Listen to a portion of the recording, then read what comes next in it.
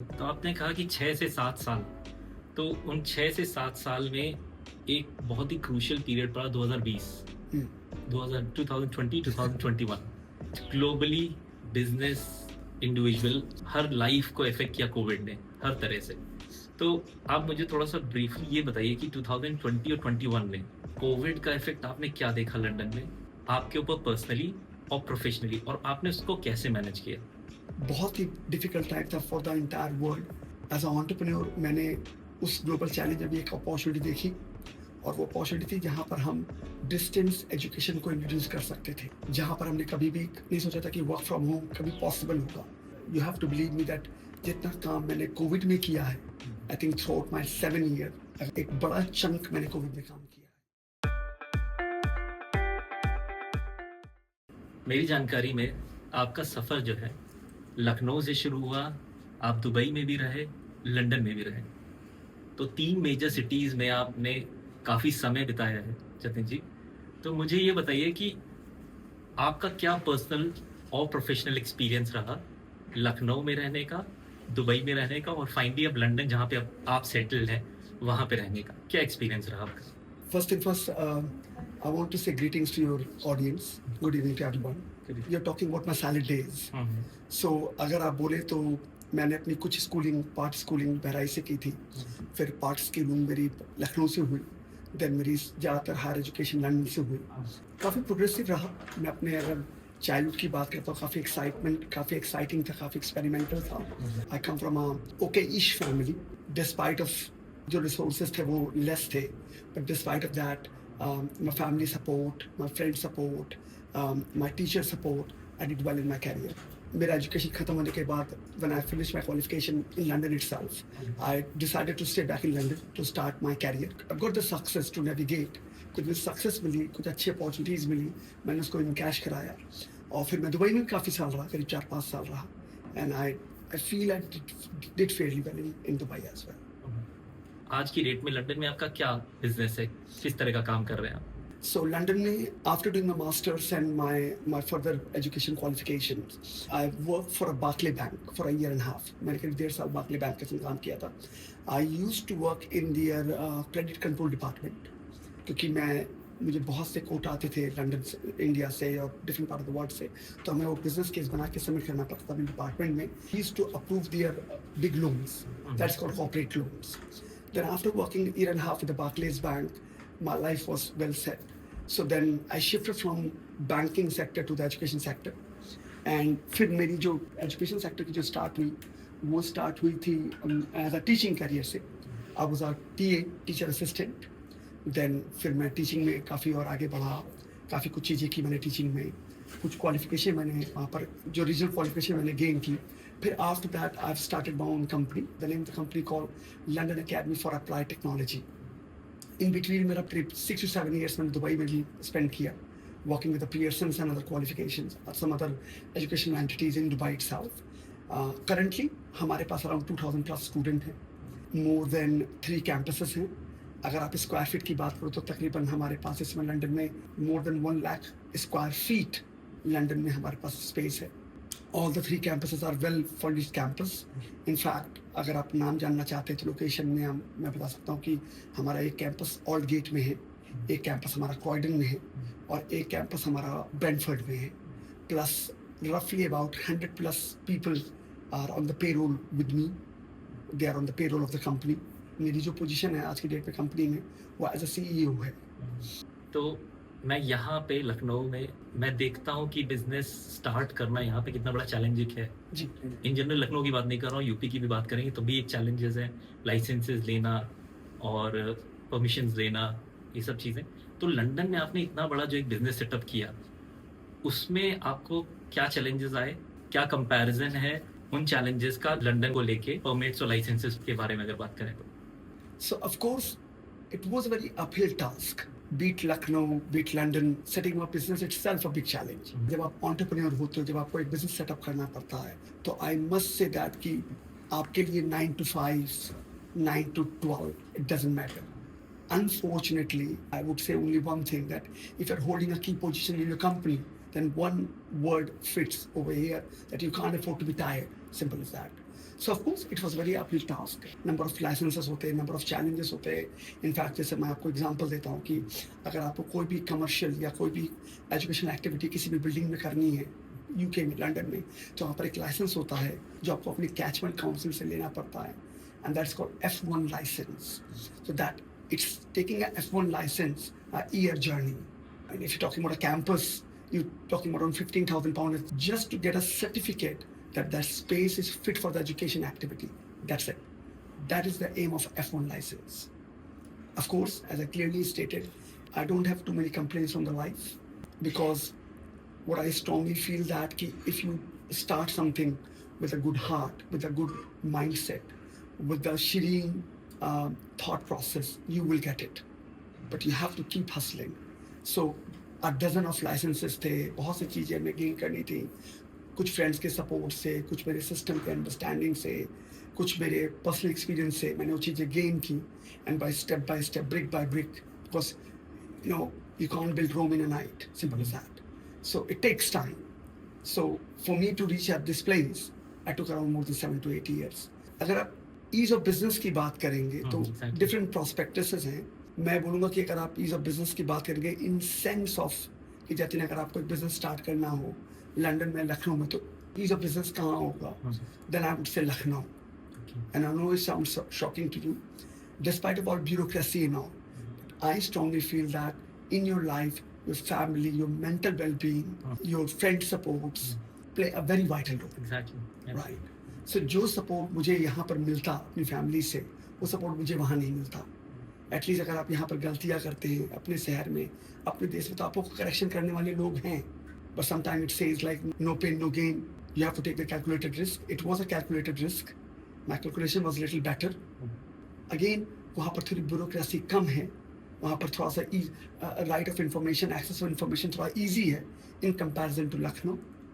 और यहाँ पर आपको जो चीज़ें यहाँ मिलेंगी, जैसे आपका जो फैमिली सपोर्ट है, जो आपका एक जो सोसाइटिकल करेक्शंस, जो आपको एक सोसाइटिकल सपोर्ट मिल जाता है अपने फ्रेंड से, अपने रिलेशन से, वो वहाँ पर नहीं मिले. सही. तो आपने कहा कि 6 से 7 साल, तो उन 6 से 7 साल में एक बहुत ही क्रूशियल पीरियड पड़ा 2020, 2020-2021. ग्लोबली बिजनेस, इंडिविजुअल, हर लाइफ को इफेक्ट किया कोविड ने हर तरह से. तो आप मुझे थोड़ा सा ब्रीफली ये बताइए कि 2020 और 21 में कोविड का इफेक्ट आपने क्या देखा लंदन में, आपके ऊपर पर्सनली और प्रोफेशनली, और आपने उसको कैसे मैनेज किया? You are absolutely right. It was a global pandemic. बहुत ही डिफिकल्ट टाइम था for the entire world. As a entrepreneur मैंने उस ग्लोबल चैलेंज में भी एक अपॉर्चुनिटी देखी, और वो अपॉर्चुनिटी थी जहाँ पर हम डिस्टेंस एजुकेशन को इंट्रोड्यूस कर सकते थे, जहाँ पर हमने कभी भी नहीं सोचा था कि वर्क फ्रॉम होम कभी पॉसिबल होगा.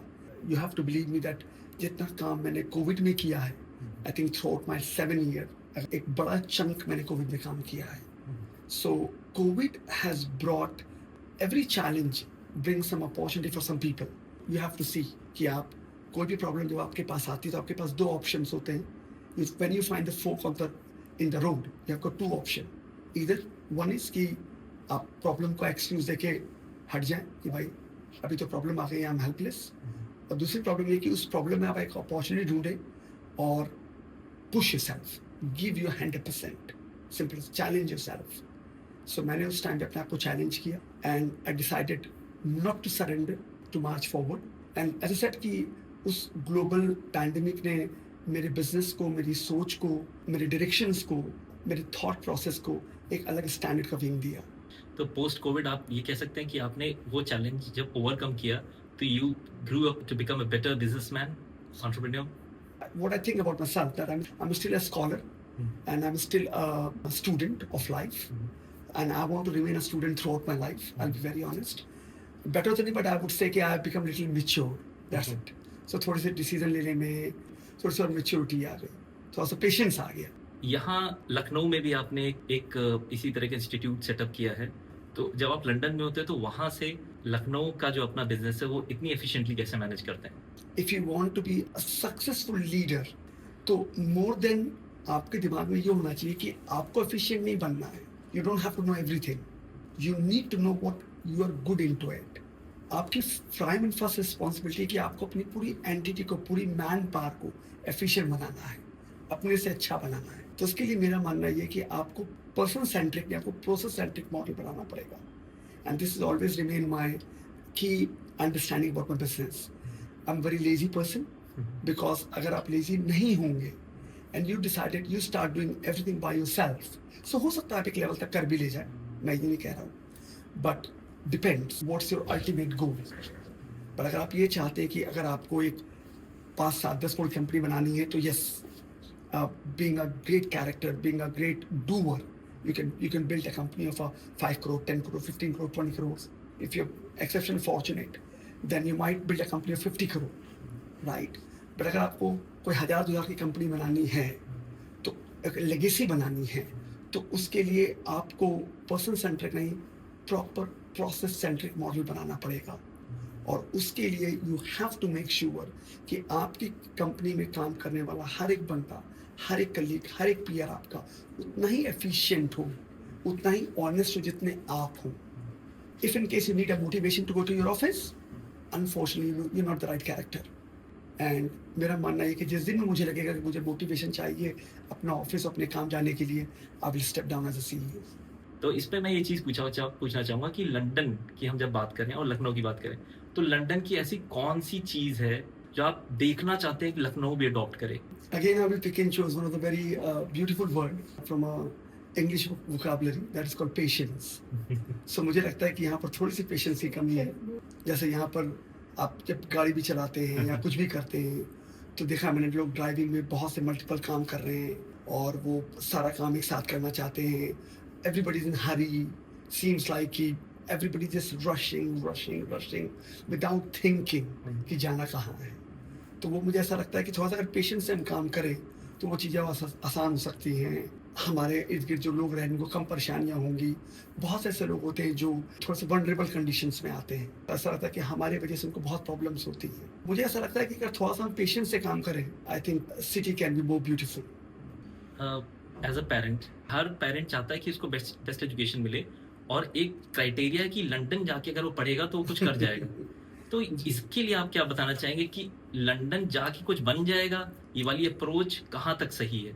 मेरा मानना ये है कि कोई दुनिया में कोई बेस्ट और पुअर एजुकेशन नहीं होती है। एजुकेशन होती है, चाहे वो ऑक्सफोर्ड जाए, कैम्ब्रिज जाए। What differentiate the education institute, not the building, not the fancy restaurants, not the fancy name like Domino's, Starbucks and Pret a Manger.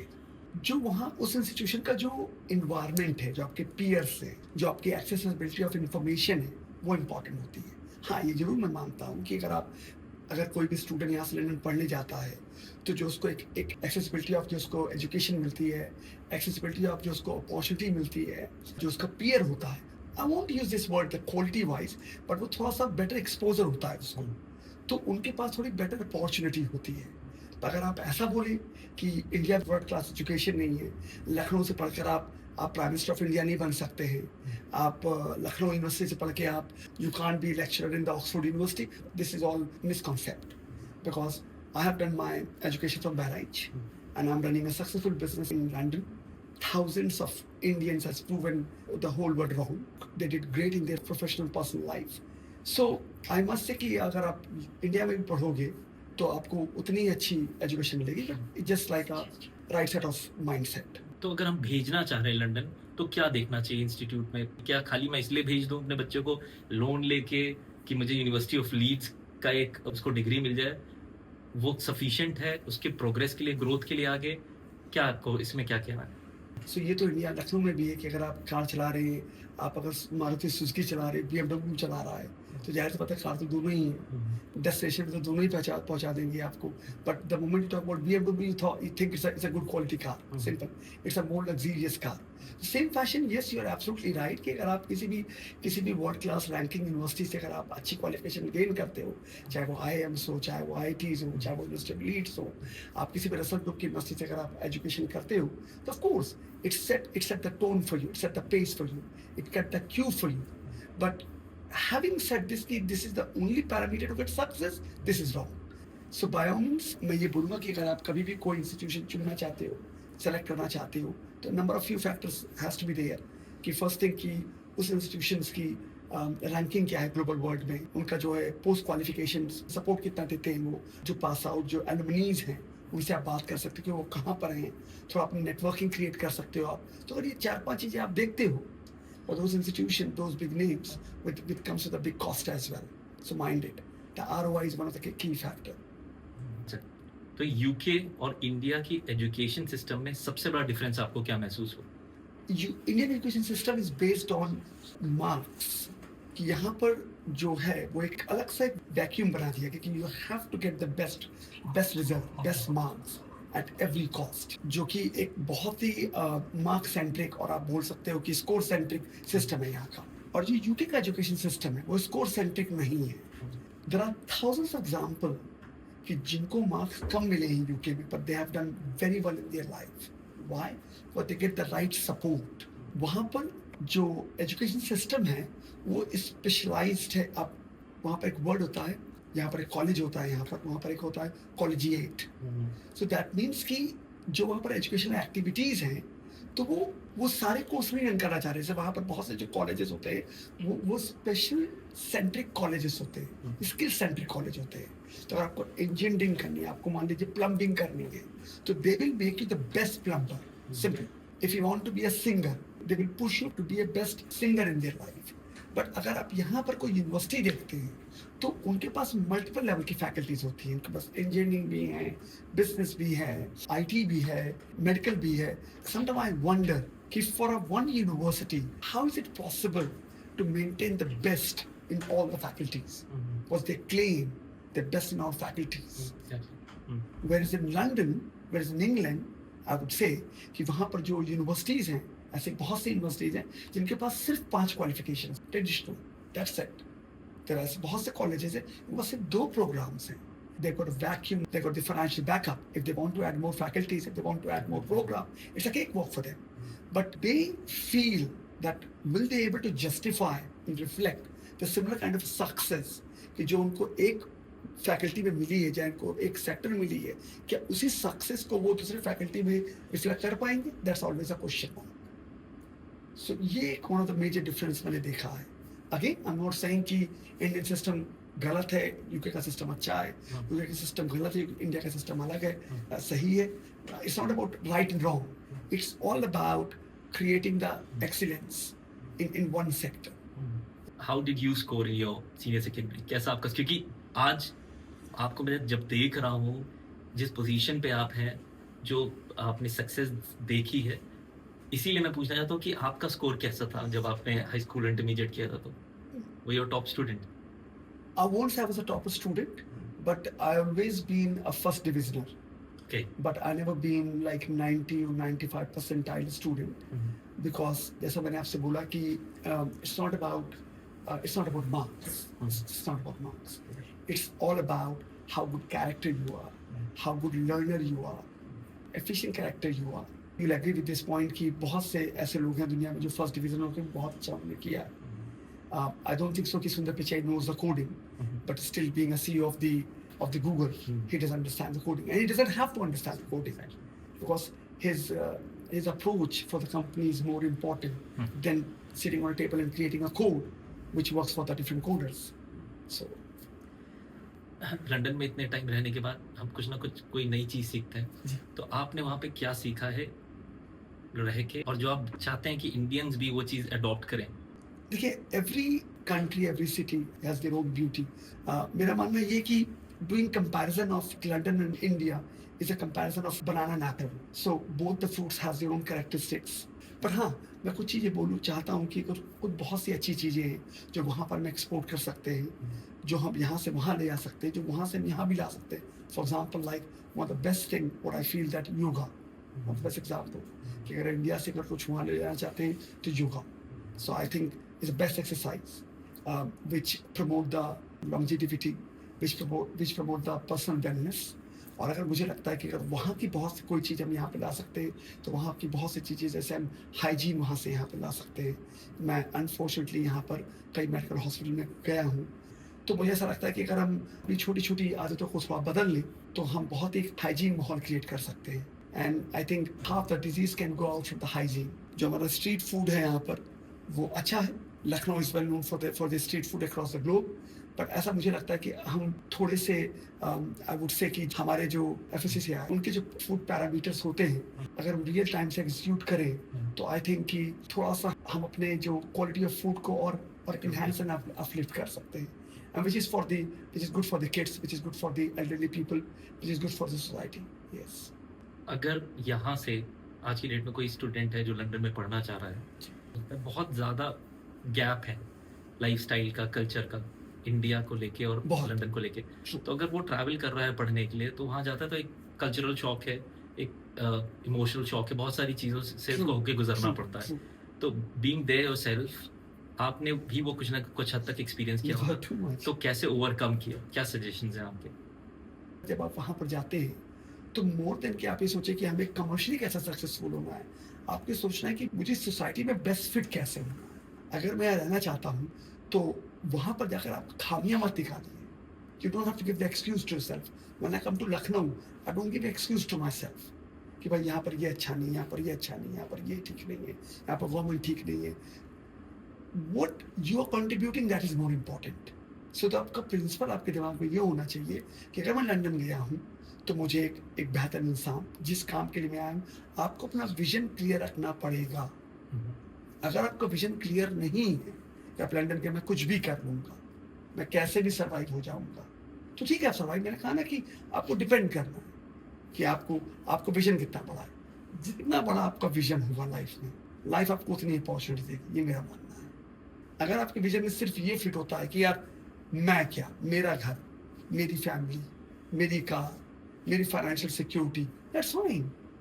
पर जब आप ये सोचते हो कि मुझे सोसाइटी को क्या पे बैक करना है, मुझे अपने इस कैचमेंट एरिया के लिए क्या करना है, मुझे अपने देश के लिए क्या करना है, मेरे अपने फ्रेंड्स के लिए क्या करना है, यहाँ वहाँ पर जो लोग अभी जो लाइकवाइज यूथ हैं, मुझे उनके लिए क्या करना है, तो फिर आपको लाइफ इस लेवल की अपॉर्चुनिटी देती है. So you have to pick the right karma to build your future.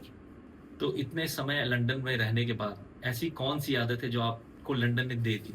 It's a very funny answer. Dining table पे टिश्यू यूज करना.